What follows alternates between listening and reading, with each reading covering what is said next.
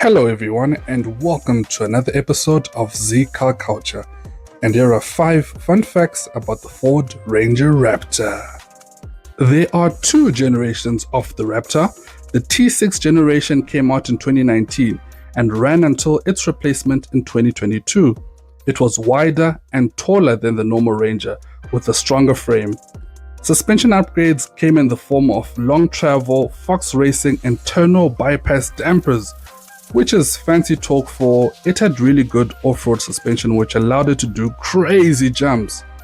It also came with a 2-liter bi-turbo, no, not that type of bi, 4-cylinder diesel engine with 157 kilowatts of power and 500 Newton meters of torque.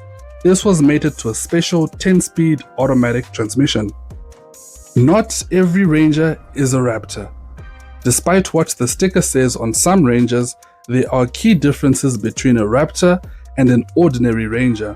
The most obvious is a wider body, twin rear exhausts, and of course the distinct growl from the 3-liter twin-turbo V6.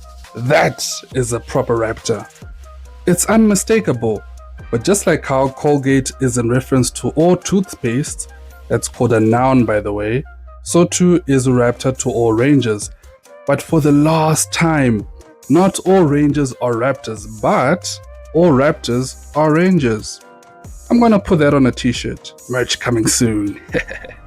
Sometimes I wonder if it's just a Zim thing or it's actually a global phenomenon. Let me know. It's got an interesting engine.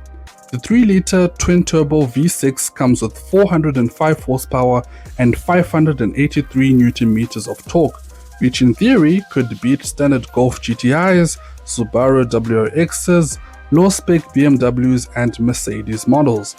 0 to 100 is dealt with in 5.8 seconds by the way.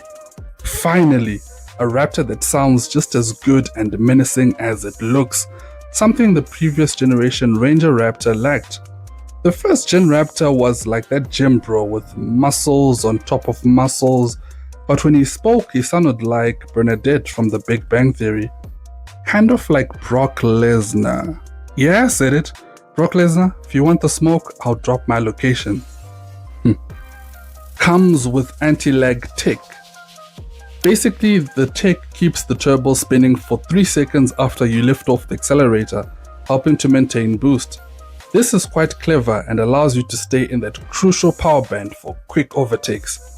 As a result, it has become somewhat of a perfect high-performance vehicle for Zimbabwean roads because A, it can keep up with theoretically sportier vehicles, B, when the road gets tough or inexistent, you have the confidence to keep your foot planted and come out of the other side with you and your truck intact, C, it's got space, enough for luggage, dirty, heavy things, and of course transporting your in-laws, and D, the perfect I made it vehicle. The truck does it all. All you gotta do is just dangle the keys, as it does all the talking for you. Hakuna Raptor by InDrive. So if your girl is telling you that or you spot her in one, sorry my guy. I'm kidding of course. Or am I? There are premium options on these ride-hailing apps which do feature Raptors, and if you're curious about what all the fuss is about, I recommend you order one and see for yourself.